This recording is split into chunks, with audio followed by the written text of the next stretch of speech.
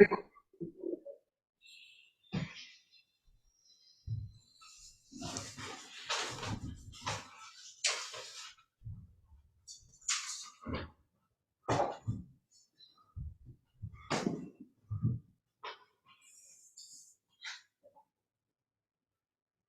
the Sanzen room, we pulled up a carpet that had been there for many years because it was moldy as a result of getting wet and drying off, getting wet and drying off. And it was creating difficulties for others in terms of breathing and so forth, including myself, who sits in there for an extended period. We replaced it with a smaller area rug. Unfortunately, the small area rug that it was replaced with is shedding fibers all the time.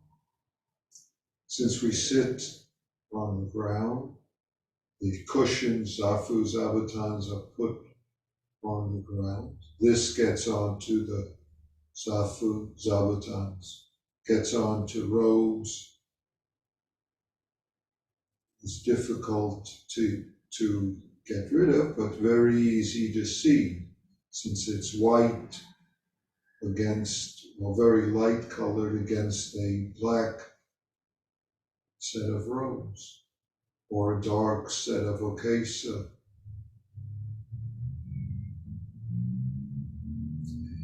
In some ways, it's like our life, where we shed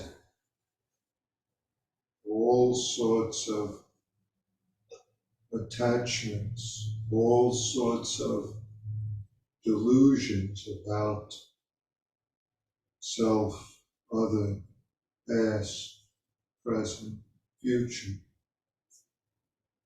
onto our life, and they stick.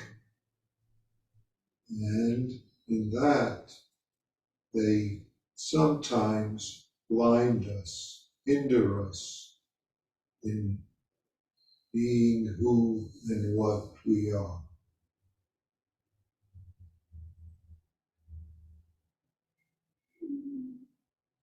There's a phrase in the Diamond Sutra, which many of you are aware of or familiar with, because it's in a nice case in one of the koan collections. It's more than one place. Past mind doesn't exist. Present mind doesn't exist. Future doesn't exist.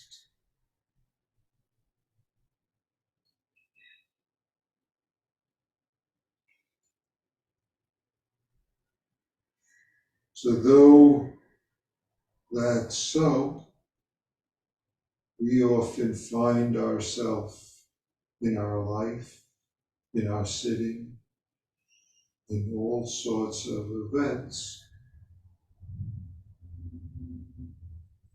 clinging to what past life seems to have shed into this moment, what the future seems to have shed, what all aspects of the present seem to have shed, and these stick to us. Stick to us in the sense that they result in difficulties in our daily function. They create hindrances in our seeing, in our hearing, in our responding. Instead of being this original face that we are, this all sorts of words we could use, true nature, Buddha nature, even more so in instead of swallowing up the whole universe in our self of this moment, in our experiencing the myriad dharmas, we create all sorts of shed selves into this present moment. Shed selves of what does he do? Why doesn't she? Why couldn't I? Shed pasts which we cling to, bring up, shed futures. We don't do this in any conscious sense most of the time, but it's a result of the cause and effect way that we become entangled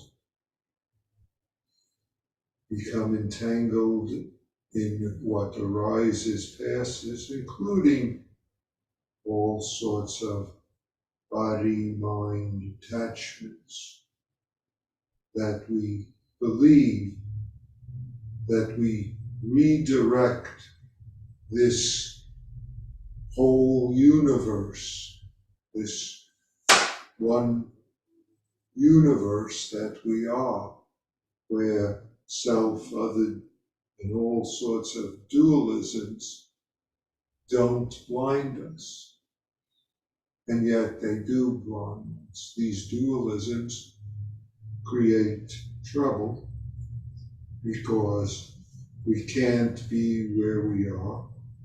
We can't respond as this moment. Not can't, I shouldn't say. Don't. We can, and we can't be other than that.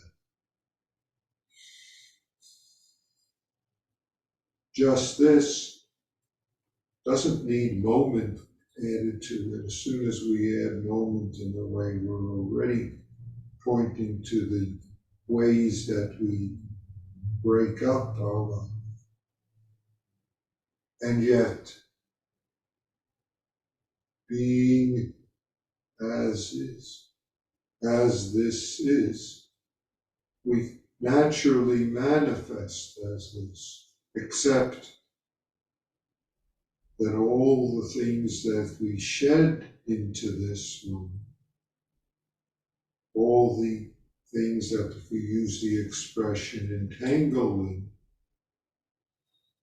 become hindrances in front of our face, literally, to seeing, sensing, experiencing what's so.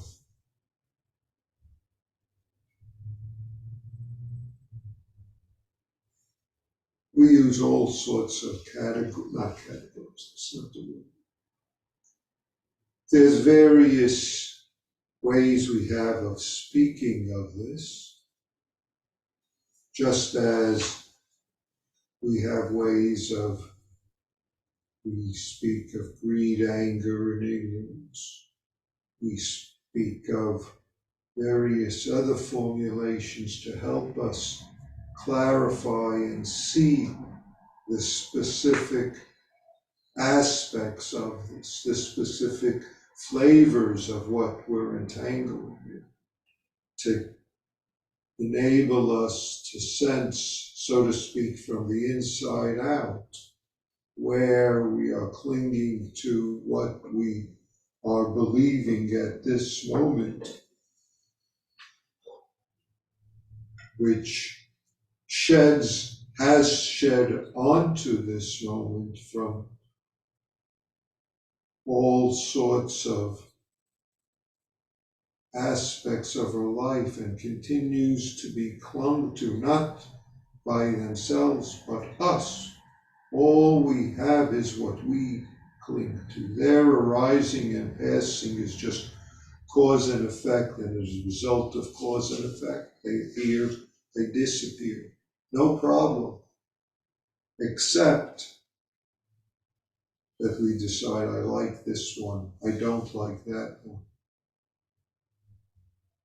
We decide this one needs to be taken care of now, even though I'm in the midst of doing this or that. Our thoughts that keep appearing, or emotion thoughts, which give us a broader sense of this process that we are,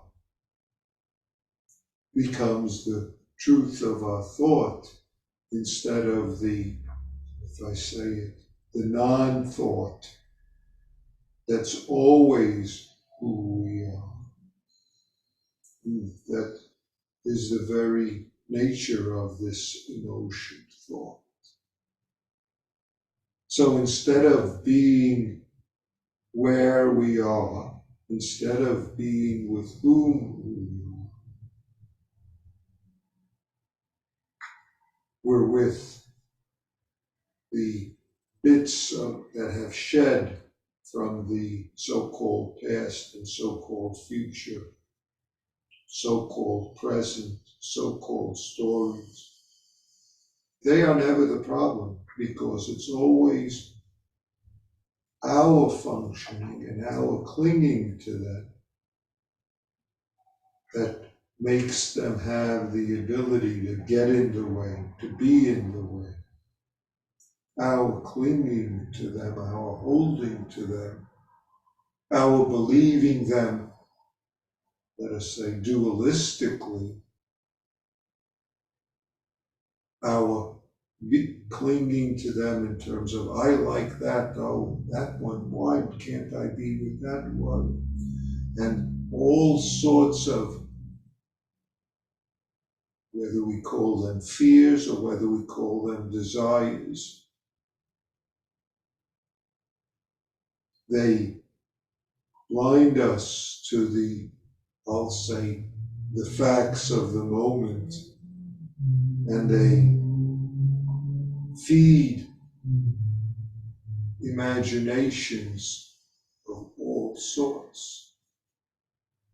They nurture fears about what is, would, could happen, should happen, should not happen. And if we don't notice them for what they are, then they run us. They run us in all sorts of ways.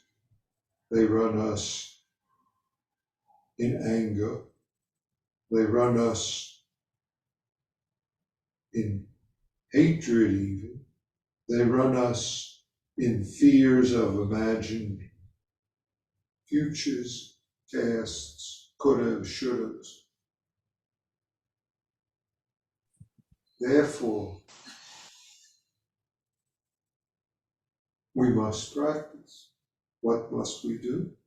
Simply be exactly where we are. We don't have to get rid of anything, but be able to notice our expectations of right now in the midst of right now. Notice our imagination desires in the midst of what's presented up to us right here to eat, experience, live, so that we don't taste the world that we are. Though I say world, it's really we and the world are not two. There is no me tasting the world. If you want, you could say the world tastes us. If you want to say the world tastes the world, tastes this.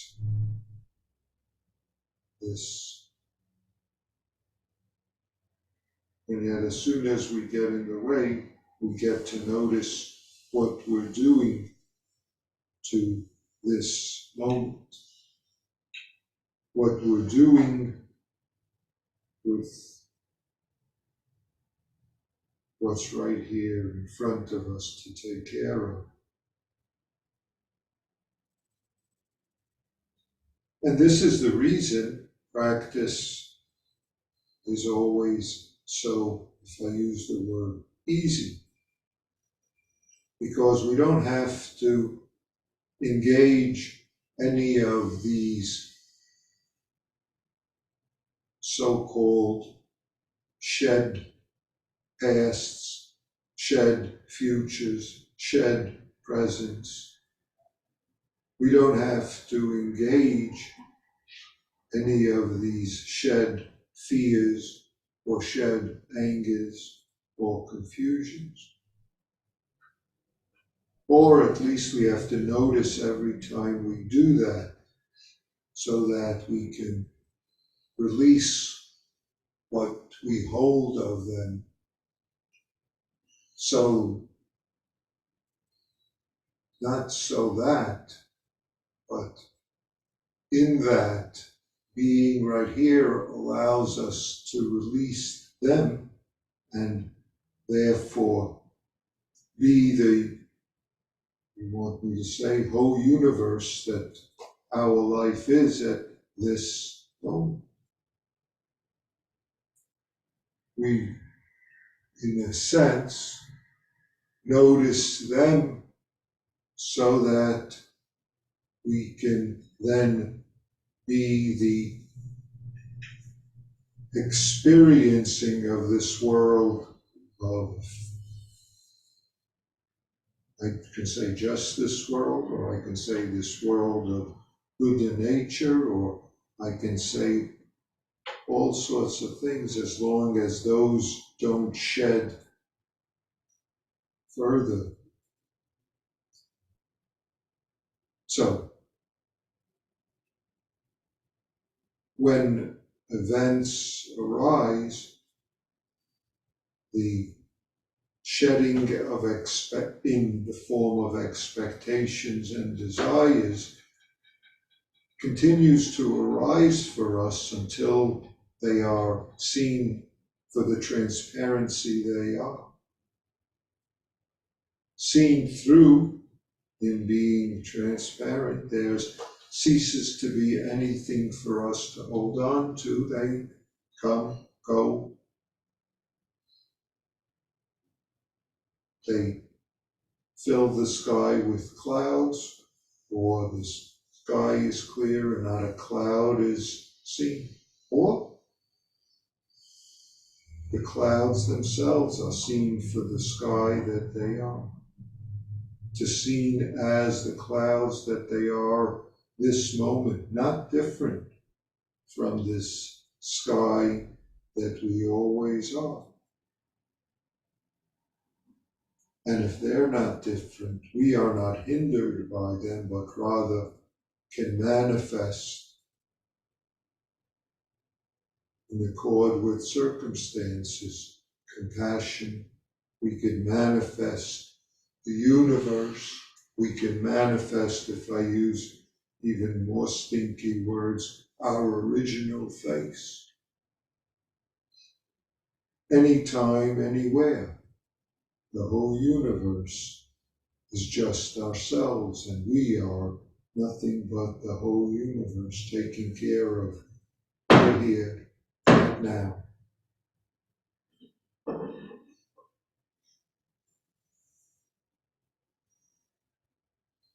Thank you. I'll keep this short this afternoon because there's many of you here for me to see. Thank you for coming